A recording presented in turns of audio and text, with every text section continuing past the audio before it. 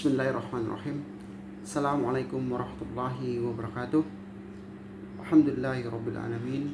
Wassalatu wassalamu ala asyrafil anbiya'i wal mursalin sayyidina Muhammadin wa ala alihi wa sahbihi ajmain. Amma ba'd. Alhamdulillahirabbil alamin. Segala puji hanya milik Allah Subhanahu wa taala, Tuhan seluruh alam, di mana Allah Subhanahu wa taala memberikan begitu banyak nikmat kepada kita, sehingga apabila ranting-ranting pohon di dunia kita jadikan pulpen, dan kemudian dedaunan kita jadikan kertas, dan air yang ada di dunia kita jadikan tinta untuk menulis nikmat-nikmat Allah, niscaya tidak akan cukup untuk menulis nikmat-nikmat Allah Subhanahu wa taala. Salawat beserta salam kita aturkan kepada baginda Rasulullah Muhammad SAW, Nabi suri teladan bagi kita semua, Nabi yang membawa umatnya dari alam gelap gulita menuju alam yang terang benderang, dalam arti kata minaz zulumati ilan nur. Marilah teman-teman sekalian kita bersolat kepada baginda Rasulullah SAW. Semoga di yaumul akhir kita diakui oleh Rasulullah SAW sebagai umatnya dan mendapat syafaat dari Rasulullah SAW. Allahumma shalli ala Muhammad wa ala ali Muhammad. Alhamdulillahirabbil alamin. Pada kesempatan hari ini saya akan mengaparkan sedikit materi sebelumnya yang pernah dipresentasikan oleh teman-teman saya atau dari kelompok saya pribadi. Sebelumnya saya ucapkan selamat pagi untuk Pak As'ad. Semoga keluarga sehat selalu dan dimudahkan urusannya oleh Allah Subhanahu wa taala. Yang terhormat kepada Pak As'ad, STHI MPD, dan teman-teman yang saya hormati dan banggakan. Baiklah, pada kesempatan ini saya langsung saja memulai. Jadi pada pertemuan pertama atau presentasi pertama kita membahas tentang sumber-sumber hukum dalam Islam. Jadi dalam Islam ada beberapa sumber hukum yang harus kita ketahui dan wajib kita taati. Yang pertama adalah Al-Quran.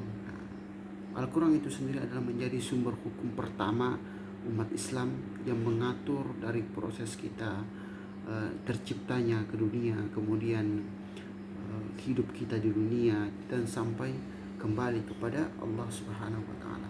Di dalam Al-Quran sudah diatur bagaimana kita mengelola bumi ini, diatur bagaimana kita menjadi khalifah di muka bumi ini.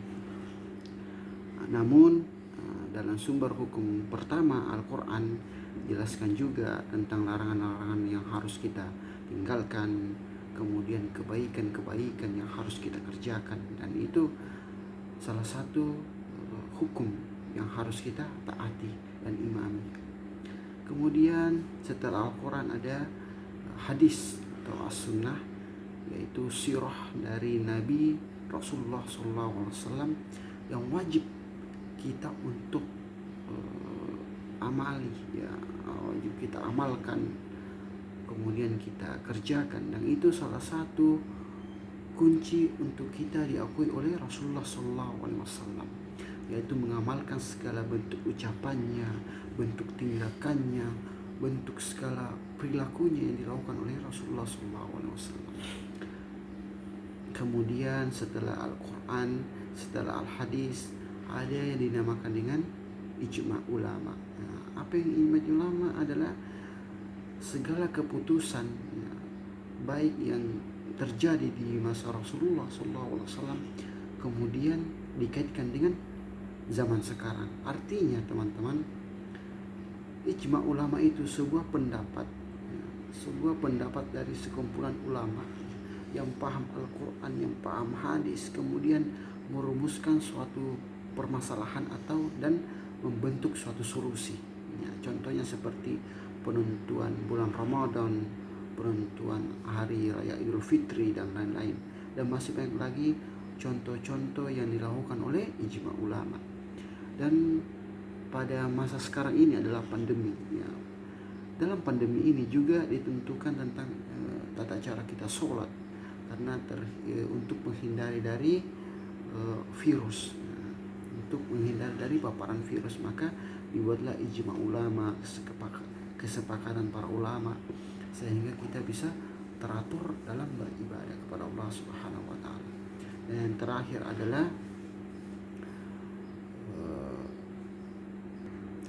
kemudian yang terakhir adalah kias, ya.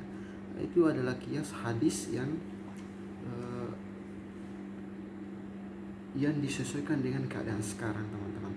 Artinya yang pernah terjadi di masa Rasulullah SAW kemudian dikaitkan dengan keadaan sekarang. Contohnya di zaman Rasulullah tidak ada namanya narkoba, tidak ada namanya ganja. Kemudian tapi dalam hadis Rasulullah SAW, segala yang memabukkan, yang membuat kita hilang akal, itu jatuh kepada haram. Akhirnya kias para ulama adalah menggabungkan hadis yang pernah disampaikan oleh Rasulullah SAW dikaitkan dengan keadaan sekarang. Ada banyak sekali kias dari para ulama, ya. Contohnya tentang membayar zakat, ya, atau zakat fitrah. Di masa Rasulullah tidak ada beras, tidak ada uang bentuk rupiah, tapi dalam bentuk gandum. Nah, itu zakat fitrah. Kemudian dikiaskan pada zaman sekarang, bisa mengkiaskan berinfak atau zakat fitrah dengan beras. Gitu, teman-teman sekalian. Nah, setelah mengetahui sumber-sumber hukum Islam, yang pertama Al-Quran, yang kedua hadis Rasulullah SAW atau sunnah, kemudian ijma para ulama, dan kemudian kias para ulama, itu harus kita yakini, harus kita percayai, dan harus kita imami bahwa itu untuk keselamatan kita semua. Alhamdulillahirrabbilalamin. Yang kedua, kita masuk pada tema yang kedua, yaitu politik dalam Islam. Apa itu politik dalam Islam? Ternyata di masa Rasulullah SAW pernah terjadi politik. Dia sistemnya bukan tentang memilih partai atau yang terjadi sekarang ini, tapi sistemnya itu dia menjalankan sistem politik. Artinya ketika dia berperang, ketika ingin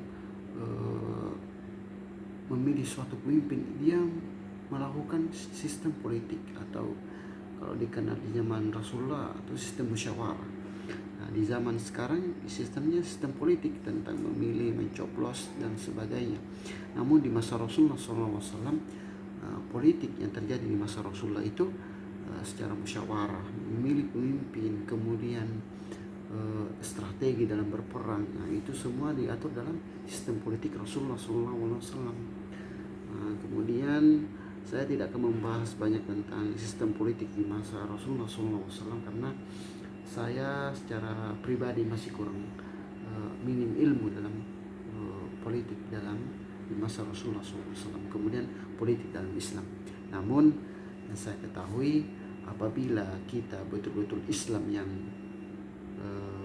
kuat akidahnya, maka yang bagusnya itu adalah pemimpin harus mampu memimpin sebuah daerah atau sebuah negara. Karena Rasulullah SAW pernah bersabda dalam sebuah hadisnya, kita tidak boleh dipimpin oleh orang-orang kafir. Kita harus menjadi seorang pemimpin yang memberantas amar ma'ruf nahi mungkar, yang menegakkan amar ma'ruf dan memberantas nahi mungkar. Nah, itu salah satu politik yang baik dalam Islam. Jadi beda halnya berpolitik tentang kekuasaan untuk kita sendiri, akhirnya jatuh pada korupsi, sifat tamak, sifat kerakusan. Nah, itu tidak diperbolehkan dalam Islam. Dan kemudian politik yang dimaksud juga dalam Islam adalah politik yang menjunjung tinggi nilai-nilai luhur agama, ya. Menjunjung tinggi nilai-nilai moral agama, sehingga kita mampu menjadi pemimpin yang bijaksana, pemimpin yang amanah, pemimpin yang bertanggung jawab, dan lain sebagainya, yang pernah dicontohkan oleh Rasulullah SAW. Alhamdulillahirrabbilalamin. Kemudian kita masuk pada pembahasan tema yang ketiga, yaitu ekonomi dalam Islam. Alhamdulillah, ini sangat menarik karena ini berkaitan dengan perdagangan, ya, ekonomi dalam Islam. Jadi secara hukum ekonomi itu diatur juga dalam Islam, diatur dalam Al-Quran tentang bagaimana kita menjual beli, bagaimana hukum jual beli, bagaimana kita menimbang sesuatu, menimbang takaran, itu diatur semua dalam Al-Quran. Dan itu menjadi sumber hukum yang pertama tadi saya bahas. Dan kemudian teman-teman sekalian, ekonomi dalam Islam itu diatur bagaimana kita memberikan harga yang sesuai dengan kualitas, tidak menipu, tidak mencurangi timbangan, dan itu semua diatur dalam Al-Quran. Alhamdulillahirabbil alamin. Al-Quran itu segala sesuatunya itu tidak ada keraguan di dalamnya.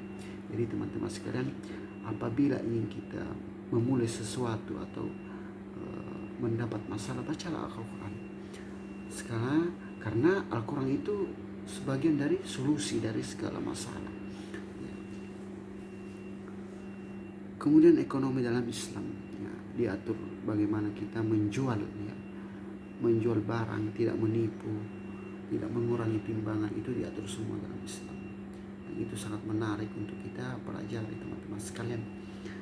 Yang terakhir adalah toleransi antar umat beragama. Yang terjadi sekarang ini pada bulan Desember,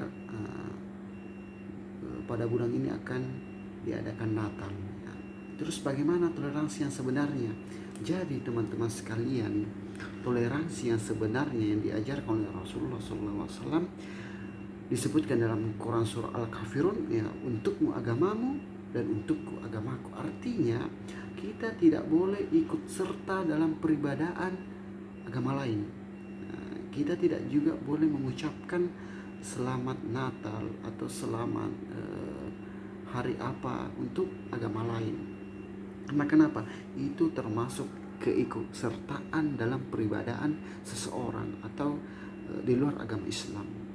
Jadi teman-teman sekalian, perlu kita pahami di sini bahwa ucapan selamat Natal dan ucapan seperti selamat Anda sukses mencapai tujuan, mencapai prestasi, itu berbeda sekali teman-teman sekalian.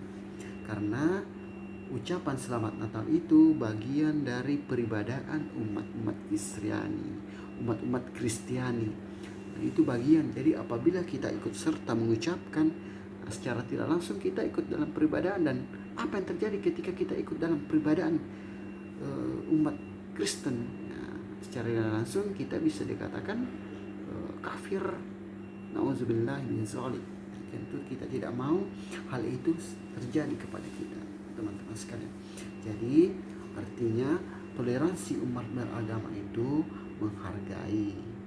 Apabila umat Kristiani atau umat Protestan dan lain sebagainya beribadah di tempatnya, maka kita harus menghargai, jangan mengganggu.